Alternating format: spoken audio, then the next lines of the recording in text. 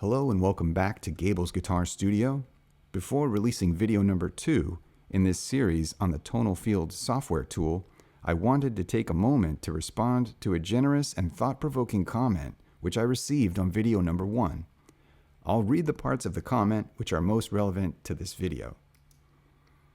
YouTube user PolLongSine writes, one could come up with a linear combination of sinusoids to model any arbitrary scale.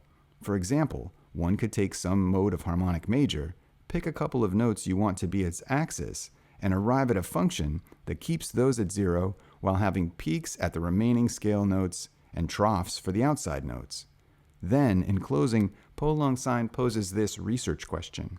Among all pitch class collections, which ones admit low complexity tonal fields? Well, I'm genuinely grateful for the care, thought, and expertise required to pose such a question. However, I would like to address the framing of the question and take this opportunity to clarify that the tonal field framework provided by the G of X lies upstream from any pitch class. It lies upstream from any pitch class by showing where and how all pitch classes coexist within the same unified field.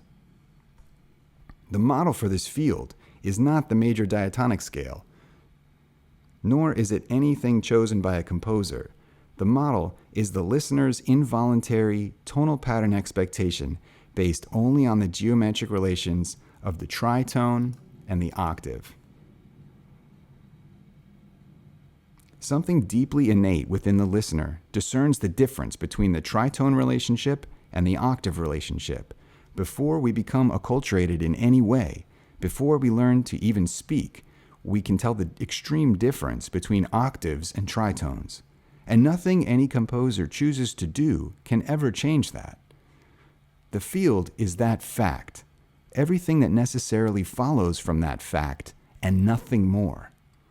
Also, I might add that the two spectral components of the G of X at frequencies 5 and 7, which are precisely the semitone step sizes of the circle of fourths and circle of fifths, are the only two interval cycles that generate the full chromatic 12. Which is another fact which does not yet exist in the literature as far as I know. So the G of X constitutes the discovery of a convergence across several deep mathematical structures simultaneously. This puts us well beyond a modeling exercise. The field describes the domain in which all possible pitch classes are constructed. I will now demonstrate precisely what I mean by this by showing how the software tool can already produce a complete description of harmonic major, or harmonic minor, or the octonic, bebop, or any scale or pitch class constructed from a subset of its 12 feature points. It can already do so in just a couple of minutes without having to relocate its axes or tune any parameters. Let me turn off a few of these. We'll go up to the labels panel in the global toolbar. Since interval names are how harmonic major is most commonly described in jazz and modal theory, I'm going to switch the feature labels to show how the framework is able to meet the question on its own terms. But just to clarify, this relabeling is a pedagogical accommodation, not a structural change to the framework at all. So we'll change do to root. A lot of the anti-pentatonics will become I'll just put a blank space in there. The second scale degree will be called major second, then a blank, then major third, using capital M for major, which is sort of typical. Then we have a perfect fourth at 5 semitones, a blank at 6 semitones, a perfect fifth. And then here's where we really see the structural difference between the major diatonic scale and the major harmonic major scale. This scale degree here at 8 semitones will be the flat 6. And we won't have anything for this to create this minor third between the flat 6 and the major 7. Sort of the harmonic interval, if you will, where the scale gets its name. Now, I'm going to also change the colors of these blank ones. I'm going to set them to black. And this is so that when we go to our visualizations in the object view, in the matrix view, and in the torus view, we'll be able to see at a glance the structure of harmonic major. Also, in all of the dodecagons, this will show us, help us to visualize. You see, it's already here in these dodecagons. This is the scale order of harmonic major. This is the harmonic order of harmonic major. It's interesting that it's missing La in its dominant chain, right? And instead, it's substituted this one, which is the anti-re, not just a flat 6, but anti-re, the most negative pitch in the tonal field. And it completes the fully diminished 7th chord, which is one of the chords that this scale will produce. In fact, this scale, if we divide it into 2 chords, we can see that we have the tonic triad, do, mi, sol, and the fully diminished 7th chord. Let me go ahead and open the calculator. I'll close the dodecagons for a moment. Oh, it's already in here. So we have our tonic triad, do, mi, sol, shown here as the green node network. And we have the fully diminished 7th chord. And we have all sorts of calculations that we can do to show the structure, to calculate aspects of the structure of harmonic major. And we can take those calculations and compare them directly to other pitch classes, like harmonic minor or the regular major diatonic scale, or a pentatonic scale. The harmonic major, we can see here, contains 2 tritones, right? And there's a lot of ambiguity that comes from a scale that includes, or a pitch class that includes, the fully diminished 7th chord. It has modulation vectors inherently built into it. There's a whole lot of things that we can talk about, but only because of the structure that we see here from the G of X and from the tonal field. Let's go and take a look at the views here. If we go into the 2D matrix view, we can see, for example, how this pitch class can be realized on the guitar fretboard instantly.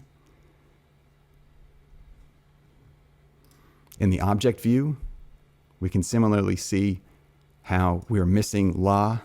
That's this tritone stripe. This is built in perfect fourths, so, or the rows are separated by perfect fourths. So we have tritone stripes that go at this 45-degree angle, and we can see that we've traded our La for anti-re. So we have our sort of 2 tritones we can see right away, the T-Fa tritone, which is the axis of the field itself, and then this, we've created another axis by choosing this other tone. Some of this might make more sense once we talk about modulation vectors and the idea that the field rotates. It's not static. Let me go ahead and scale the G of X heights, and we can see even further how we're missing a part of our dominant chain with this pitch class. We can see how its major side is complete and its minor side is somewhat incomplete. Let's go to the 3D torus view.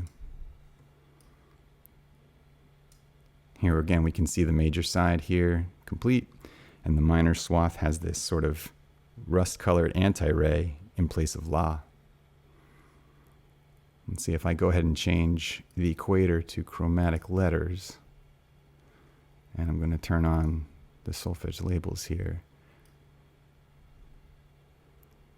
We can see our scale. And now if I scale the heights of the equator values, you'll see the structure of harmonic major emerge from the surface of the toroid, right? We have the root here. We have its major second, major third, as we're sort of stepping around in scale order. We have the half step between its 3rd and 4th, its perfect 5th, and then here the critical point.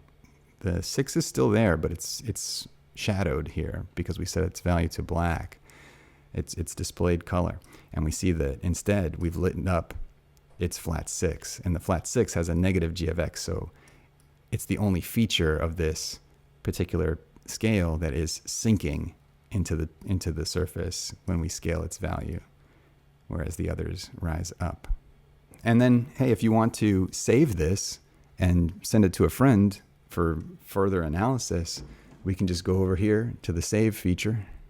It drops something in my downloads folder. So then if I wanted to go back, let's say I go back to my labels panel and I hit restore defaults or reset defaults. Now I'm back to the default color scheme and the default labeling scheme. But if I wanted to reload that one, I can just go back or hit load. It'll bring up the panel and I can reload the previous settings. Now we're back to visualizing harmonic major in the tonal field. So there you have it. The tonal field provides a complete description of harmonic major's character from its amplitude profile. It provides a cycle of fifths analysis. It can calculate the slope and confidence values for all of its chord structures. It calculates modulation vectors to and from the specific tonal orientation, and maps all of these aspects in relation to the chromatic scale, the major diatonic scale, and all other possible pitch classes. The tonal field can do all this because it isn't a model. It's sine x times cosine 6x.